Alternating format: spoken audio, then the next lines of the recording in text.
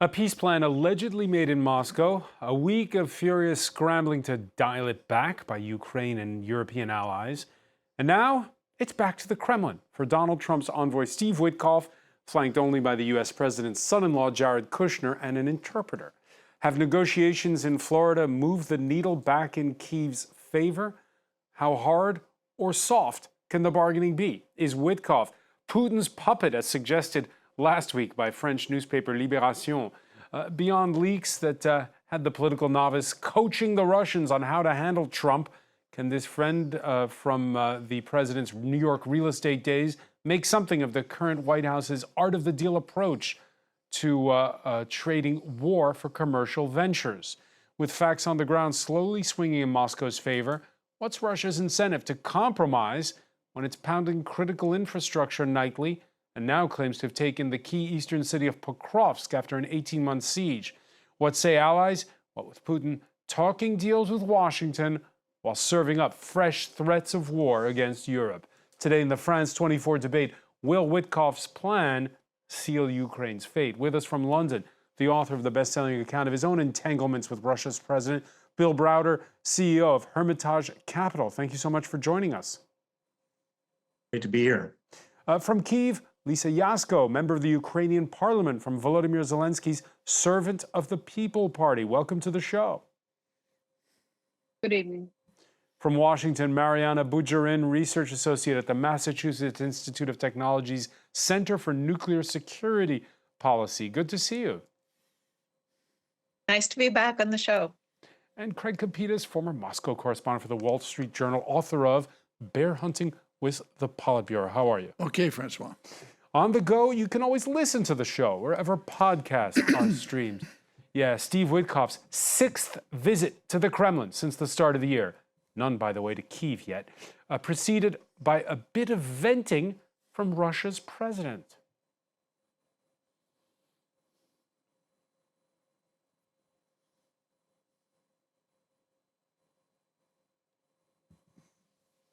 All right, we'll try to play that clip for you of Vladimir Putin, who spoke going into that meeting. Vladimir Putin, who staged a trade fair earlier in the day with the Chinese before going to meet Witkoff. In between, this is what he had to say.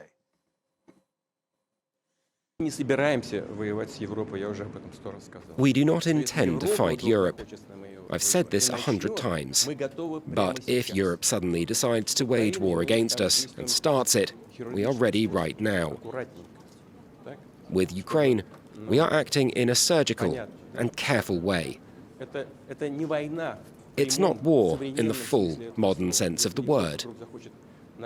If Europe chooses to start a war, the situation could very quickly reach a point where there'll be no one left for us to negotiate with. Craig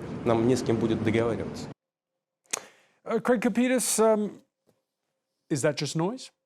Yeah, same noise we've heard for the past 4 years. Actually, we've heard for the past 25 years of the Putin regime. There's a popular phrase in Washington, D.C. these days to describe what's going on vis-a-vis the administration's relationship with the Kremlin. They say the administration is not made up of serious people. That's really a euphemism for the people who are trying to make a deal with the Kremlin. They're as dumb as a sack of hair. They don't know the first damn thing about Russia, and they probably at this point never will. And this is the real tragedy, because the war goes on. There is a war in Europe. Everything that comes out of Putin's mouth is a lie. We've been saying this for years and years and years, and no one can tell the story better than my old dear friend Bill Browder. There's nothing new here. There's no new here. What is new, and this was pointed out by one European expert who joined us, Lisa Yasko, on Tuesday, is that for now, imperfect as it may be, and we will pick holes in it, the U.S. plan is the only one on the table. Is it better to have a bad plan on the table that you can improve, or no plan? Well, I believe it's important to use this momentum to reveal the truth on every side. And this is what we are doing. And we are making sure that our voice is not only heard, but actually comes with European rethinking on what the future of European and not only security shall be.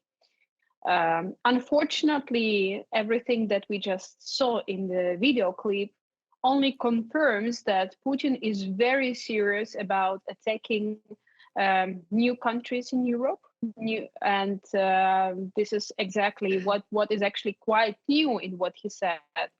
That they can do it. They don't want it, but he said, but we are ready. And I think this is a statement from Putin that is quite serious. And what is also very, very disturbing is that at this stage we see that Putin is treating Americans as partners in this Russian plan, and this is very scary. Mariana Bujarin, Putin treating the United States as partners? Well, he's treating them as interlocutors that he can finally talk to on the Ukraine issue. Let's remember that under the Biden administration, there was this concept of no talking about Ukraine without Ukraine in the room. And certainly the Trump administration has paid no heed to that principle. They engaged directly with Kremlin behind Ukraine's back in drawing up this 28-point plan that then became the basis for, that then was put in front of Ukrainians who tried to roll back some of the more egregious and punishing concepts of or points of it.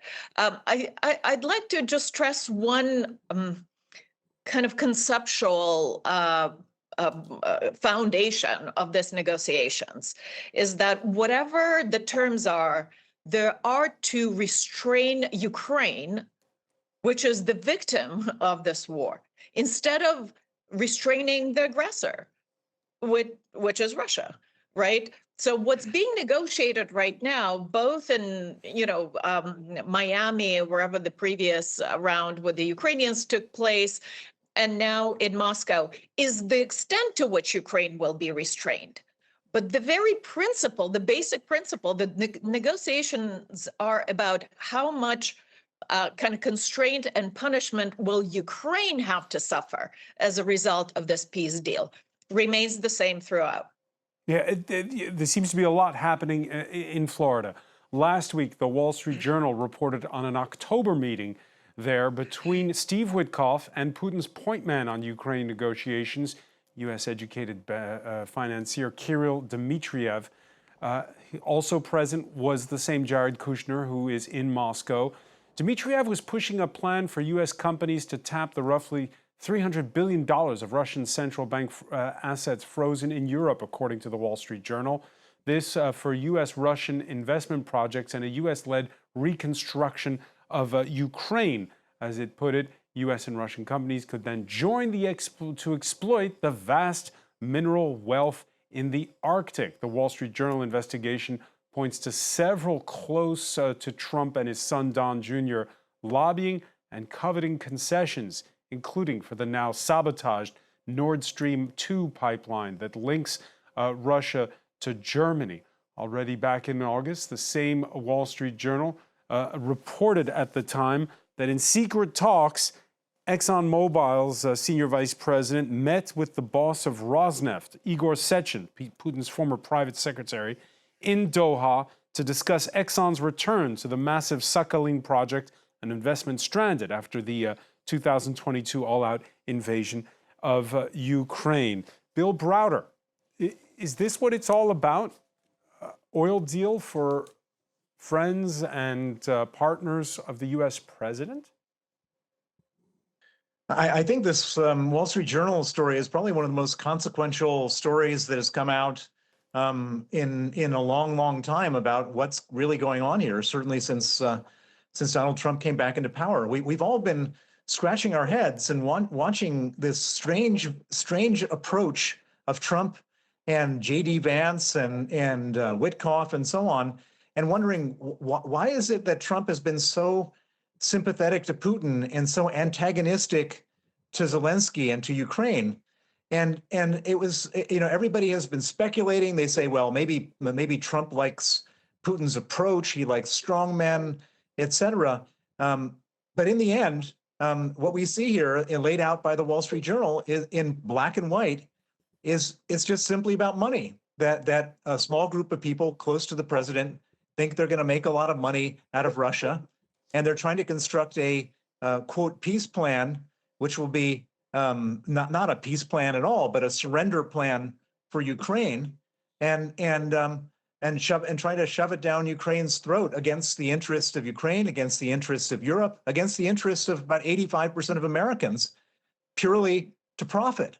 And so now everything is explained. It's clear. It's about money. And when you see, again, if this is all simply transactional, what should pushback look like?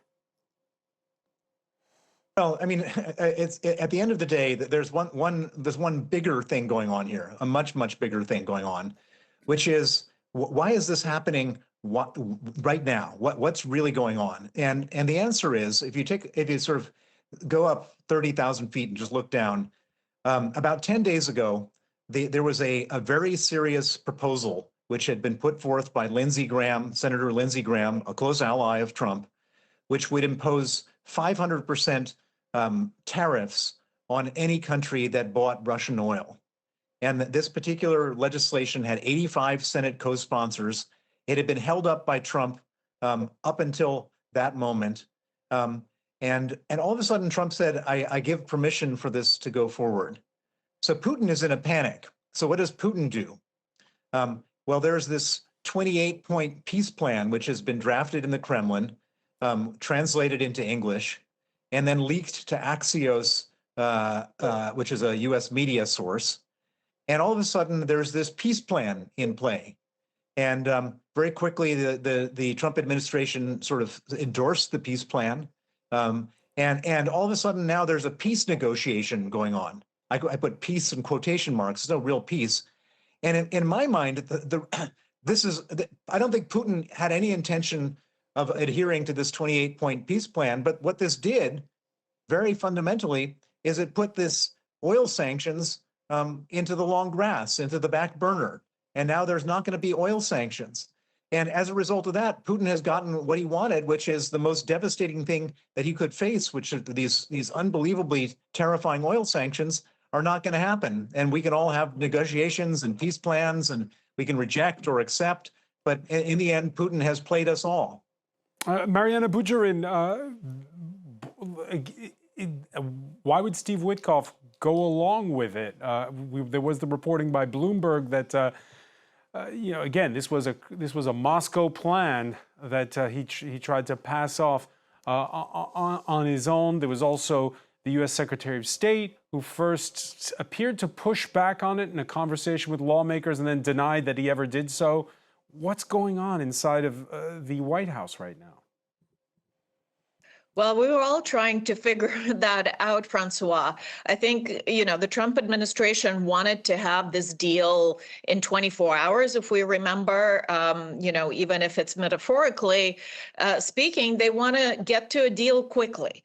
That proved to be rather harder than Trump has anticipated. He has said that much to the media, but he's trying to create the sense of urgency, right? Push the deal, get the deadlines. We all know that in negotiations, these things are important to move things along. And it seems that whichever way he gets there is secondary to the actual deal that he can claim as a big win for his presidency. He brags about forging all these peace deals and solving all these wars around the world. And this is the one that has really eluded him, that has escaped him. So it seems that, his approach is not just transactional, but it's kind of, this kind of dealing, doing business deals behind everyone's back. He runs a country like he would run, his own company, I suppose. And so he sent people who are loyal to him, who are not exactly, not through the official channels of conducting this kind of diplomacy, to interact with their, colleagues and someone they could, strike these bad deals with. And this Kirill Dmitriev is one such person, right? He's rather westernized, he's Western educated. There's probably some history of relationship between him and Witkoff or some people in Trump's orbit. And they kind of just hashed out on the back of the napkin some 28 point plan that was then translated, as Bill put it, into English, rather badly translated, where its Russian origins were rather quickly revealed. So, we'll see how this goes down in Moscow, because it does seem that Ukrainians at least had some impact on this original wording, on these original 28 points. None of that has leaked to the press yet, which is a good sign, essentially. Maybe there really is a meaningful progress that, Rubio and the Ukrainians managed to reach in the United States over the past few days. Lisa Yasko, the Ukrainian president, today he's continuing his tour of Europe. He was in Ireland earlier. Yesterday he was here in Paris, and him and Emmanuel Macron spoke on the telephone, not to the Secretary of State, or to the U.S. president, but to Steve Witkoff. You just heard Mariana say that whatever's been kind of negotiated in the last week hasn't leaked so far. What are your thoughts on the fact that there you have Emmanuel Macron and Volodymyr Zelensky speaking with Steve Witkoff? Well, I believe it's a good sign that there is a communication, and I think there is also a lot of progress on our European position, united European position. I just came back from my trip to Italy, where I was meeting different European parliamentarians, and I see not only solidarity, but very, very strong position and a will of many of my European colleagues to have very strong stance on all of this, what happens now. Everyone is talking, how can we put Europe back on track as being a very big geopolitical player? What do we need to do? What do we do with defense? And this is very positive sign. The fact that Witkoff is taking care of all these talks is obvious. He has a very good friendship with the Russians, and yes, that can be very dangerous. But I also want to pay attention to the fact that Putin attends this meeting himself. And if you look at how he speaks and how he behaves, he's very happy. It looks as it's a victory for himself that this American delegation came there, and he has this moment of saying who is ruling the world and with whom. So I believe this is not a good sign, that Putin is smiling and is happy. And I'm not optimistic about these talks. All right. After the collapse of the Soviet Union, successive U.S. presidents also believed that you could turn deals with the Russians, nuclear-armed Russia, and turn it into a partner. We can show you images, for instance, of Bill Clinton's first visit to Moscow back in 1994. Craig Kapitas, of course, there was no question of, it wasn't transactional, but there was this idea, if we do deals, then Russia will turn out to be like a Western state eventually. It was then, 2 years later, it hosted a G7, then G8 summit. Well, it preceded Clinton's visit, and it was very transactional. I mean, former U.S. Ambassador Robert Strauss, one of his famous quotes back in the day was, I'd rather spend a few $1 billion now on the Russians, even if we lose it, unless if we don't do that, we're going to face a, quote, fascist situation 20 years from now. Well, Strauss and Clinton and all those administrations were warned not to do that, that they were being played for a whole bunch of reasons we won't go into right now, but they were being played, and they got played real well. And all those Russian deals that were with Western companies, those Western companies owned 49% of the deal, the joint ventures, they were all kicked out, thrown out. Once the oil companies got the equipment, once they got the access to the maps for the Arctic area, it goes on and on and on. So this dynamic we're seeing now is the same. The only difference now is that Putin and Trump share three things: grift, graft, and gluttony. That's what this is about. How so gluttony? Well, because they like their money and they like to put it away. Because you had Mariana saying this is a lot about ego in the case of Donald Trump. It's about grift, graft, and gluttony. Don't try and put anything more on this. These are highly corrupt people. As far as a deal here, we talk diplomatically here like we're talking about a deal. There is no deal that's going to come out of this. Putin is going to continue to threaten the West. He's going to continue making mischief in the Baltic states. He's going to continue doing assassinations in the UK and other places. He's going to continue giving money to right-wing regimes here in France and elsewhere. It's not going to stop. And Witkoff and Kid Kushner are so far out of their league, it's pitiable. And anyone who thinks any different is really whistling past the proverbial graveyard.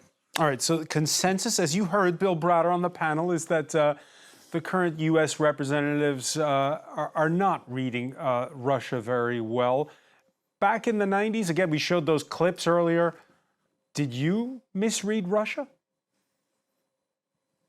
First of all, I should say that Craig is exactly right about what's going on here. This is it's just all about a kleptocrat, a crook, Vladimir Putin, who only wants to continue to be crooked. And Craig is right that they're going to continue doing this stuff. Back when I went to Russia with wide eyes, hoping that I was going to have big success in the country.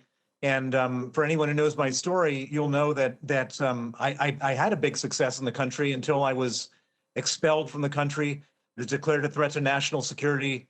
My offices were raided. My lawyer was arrested, tortured, and killed. And Putin has now been chasing me around the world for the last 15 years with death threats, kidnapping threats, and Interpol red notices. These are some very evil people. And anybody who shows up there thinking that they're operating with goodwill, with honesty, that they'll abide by their word is completely naive. And the funniest part about this whole Witkoff plan and what was disclosed in the Wall Street Journal is that anyone thinking that they're actually going to make any money out of Russia is completely naive. The Russians will not let anybody make a penny. So these two individuals, Witkoff and Kushner, will be selling out the Ukrainians in hopes of profit, and they're not even going to get that profit. Yeah, among Putin's threats earlier, oil seems to be a sensitive topic with him. It was against tankers of countries that help Ukraine, which over the weekend knocked out 2 Russian vessels in the Black Sea. Mariana Bucharin, how strong or weak a position is Russia in when it comes to cash these days? Well, it's hard to know. I mean, Russia has done better than most of us have hoped in the wake of Western sanctions imposed on it. But partly it was because Europe did allow itself to get very dependent on Russian oil and gas, and it took some time to try and diversify away from those supplies. Right? They couldn't just kind of cut that umbilical cord, which is ironically, proves that the theory of the case that if you just engage Russia commercially, right, if you just cooperate with Russia and sign all sorts of business and commercial deals, Russia will behave because it will be afraid to lose these economic benefits. That proved to be wrong. That already proved to be wrong in the lead up to 2014 and 2022 invasion. Let's remember that Germany signed the Nord Stream 2 deal with the Russians in 2015, a year after Crimean annexation and the beginning of the war in eastern Ukraine. again, acting on this very belief that if we just engage with Russia, Russia will behave. So it is all the more ironic that Trump, the anti-globalist, right, someone who's elected on this platform, populist platform of kind of defying these kind of globalist forces, now basically stepping into the same trap that plenty of previous presidents have stepped into. And let me just disagree very briefly with Craig that relationships with Russia in the early 90s were transactional. It seemed to me, as someone who also lived in the post-Soviet space and in that time, that actually there was quite a bit of genuine optimism. Remember the end of history? We were all going to live together after the fall of the Soviet Union and cooperate and, you know, strike all of these deals. And this footage you're showing right now is also the time on the 14th of January, 1994, where a trilateral deal was signed where Ukraine basically agreed to surrender its nuclear weapons. This was exactly the day when this deal was signed in exchange for so-called assurances. So I think, you know, that general optimism, the general kind of naive hope that Russia will become just like another country with whom we can cooperate has proven repeatedly wrong. And I agree with the panel that this latest attempt, even if it's successful short term, it will not be sustainable. All right, we've had the Russian flag flying over Pokrovsk. Our correspondent, Gulliver Cragg, stating that the situation, according to sources he has, hasn't changed much in the last days, but it has been announced by the Kremlin as being taken over this Tuesday. Lisa Yasko, what do you make of this announcement, out of this claim out of Moscow that it's now seized the entirety of that key city in the Donbass region? Well, I'm sure that's no surprise. Putin wants more and more. And we know here on the ground every day in Kyiv or in other Ukrainian cities, we get strikes. Sometimes if it's every day or sometimes it's every second or third day, there are no illusions. There is no single sign that Putin wants peace. The only things that we see that actually it gets worse because he wants to put more pressure on us, to put this winter terror on us, because we hardly have any electricity. You know, I'm talking to you now with the light electricity, but it came back to this place only 5 minutes before our interview. So this is where like our reality. And I really don't think that Putin will stop unless there is like absolute capitulation of Ukraine, which is not going to happen. And we had quite interesting historical moment now, because I see that this is a momentum when Europe is reinventing own strength, and Ukrainian defense, European defense is a part of it. But we also need to learn what do we do with the current American political reality, because we need partners and we need partners around the globe. But it seems that we speak different languages with some of the people in American politics right now. We need to keep pushing on the strong European position, and then maybe actually Trump will listen, because it would be in his own interests.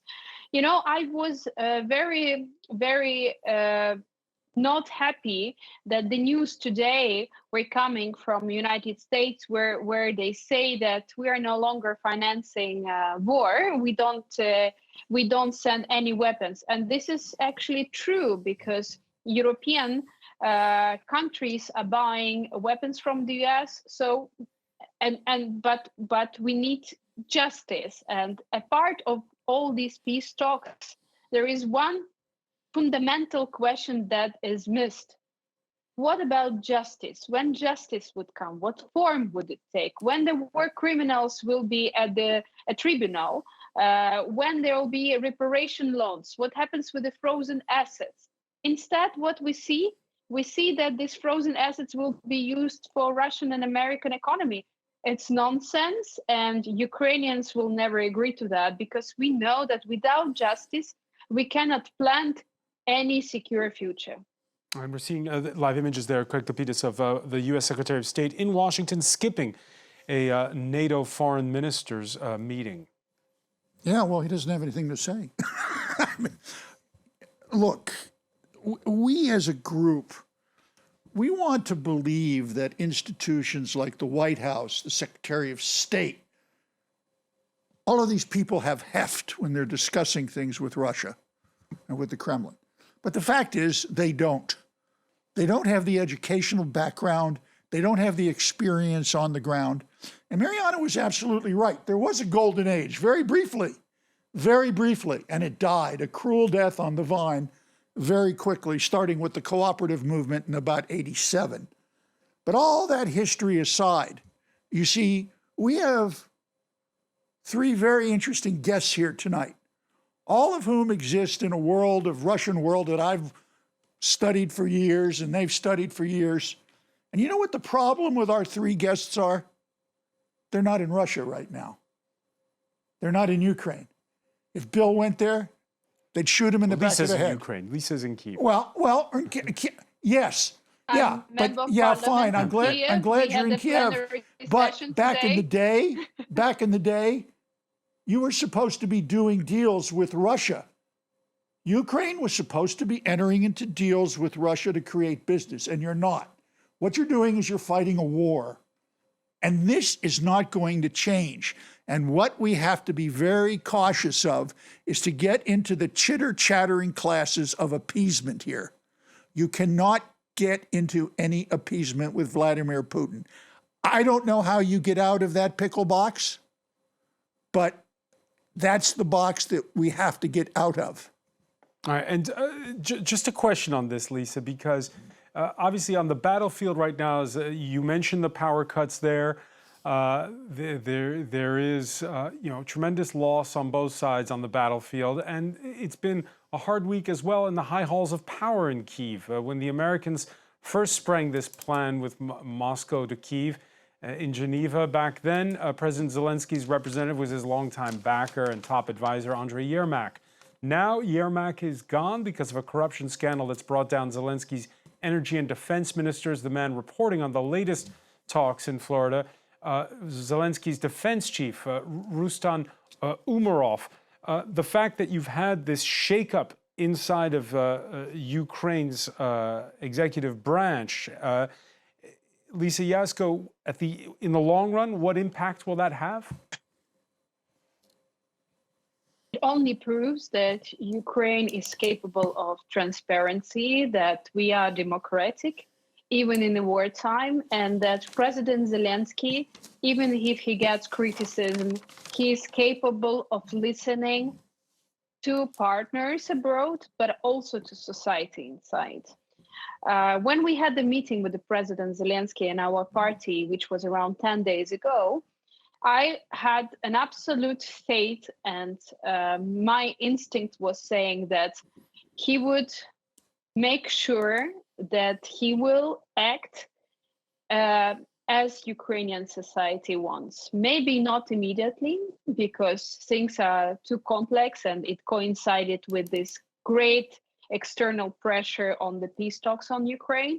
But he managed to find the strength and to do the right decision. And now I'm sure that we can even wait for more news in the coming weeks regarding some names in our government.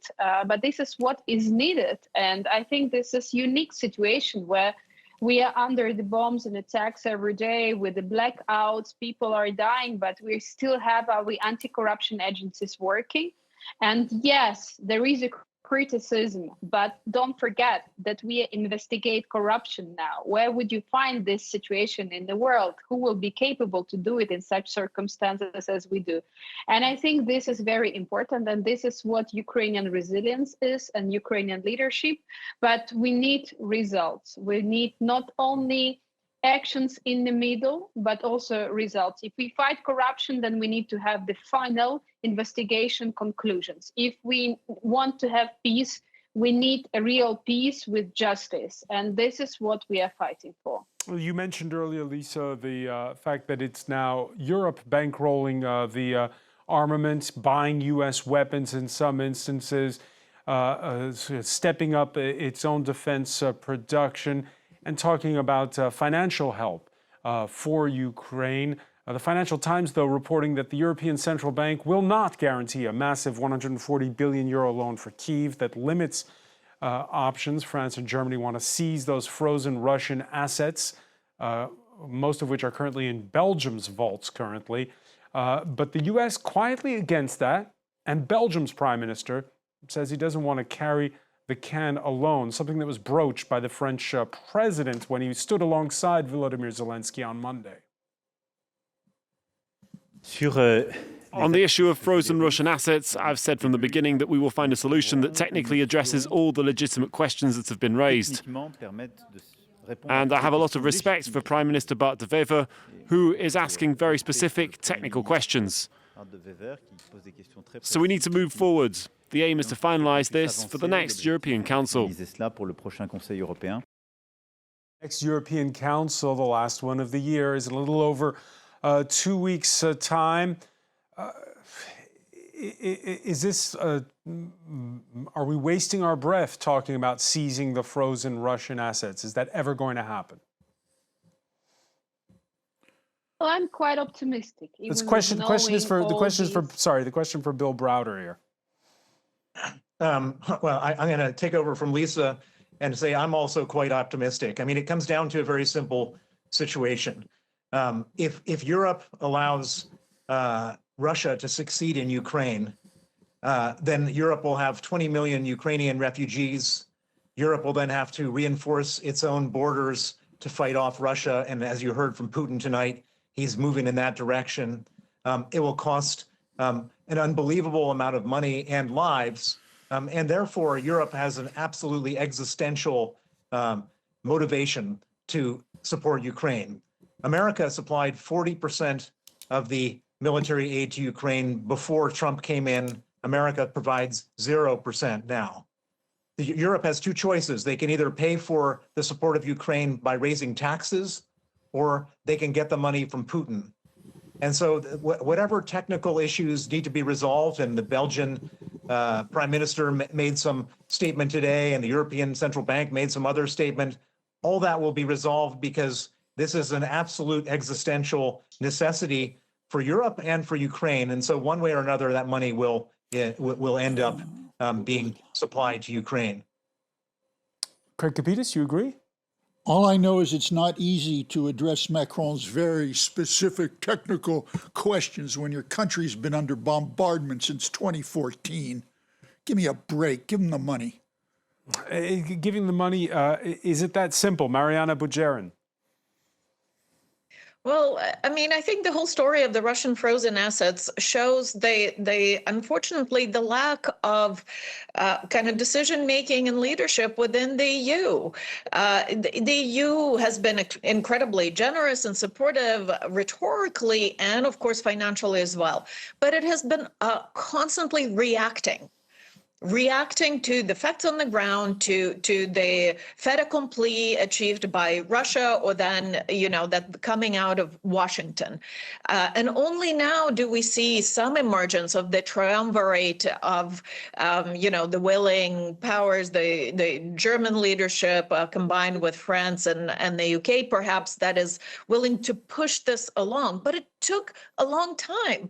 The issue of Russian frozen assets has been on the table now for a couple of years before all of these negotiations. So unfortunately, again, now we have a situation where, depending on how this negotiations on the peace plan, quote unquote, goes, there might be a normalization of relations with Russia. And of course, against that background, it's not crazy that Belgian Prime Minister feels a little apprehensive about taking, again, a courageous and a necessary step on these Russian frozen assets. What then if suddenly Putin is welcomed back into G8 and then goes after Belgium?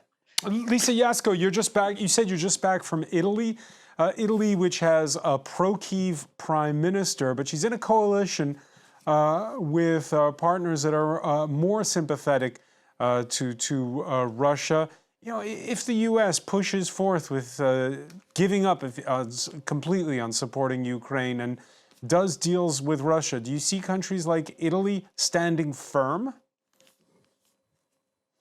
Yeah, I believe Italy and many countries in Europe are standing firm, because those countries that understand that Europe must be not only reactive but proactive and thinking about tomorrow, not comparing ourselves to US or other parts of the world, but having very active stance. I believe that the majority in EU countries are like that, but the problem is that EU as the system was always very technocratic and mostly about the economy. It was lacking political idea, it was lacking leadership, and this is where we have all these problems from.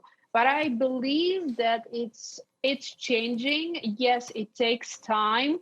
Yes, we are not happy with the speed, but there is a huge progress. And I always give an example. Let's take Germans, those who 4 years ago were not able to talk about the weapons and defense, because for them psychologically it was very hard.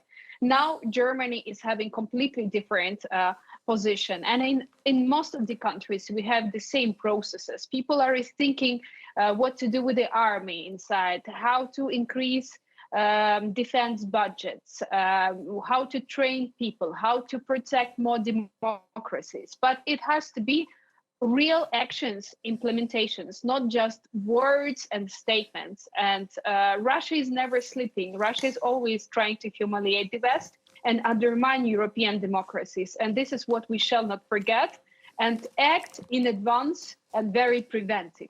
All right, and by the way, right now there's, of course, the diplomatic flurries in Moscow this Tuesday. Emmanuel Macron, he'll next be traveling to Beijing for some quality FaceTime with Russia's most important backer, China. That'll be on Thursday, but you also have, as you see, the visit this Tuesday of China's foreign minister to Moscow. It illustrates that it's anyone's guess what France's president can say to the Chinese. Bill Browder, what can France's president say to the Chinese? Particularly, he'll be speaking on the same day that Vladimir Putin will be in India.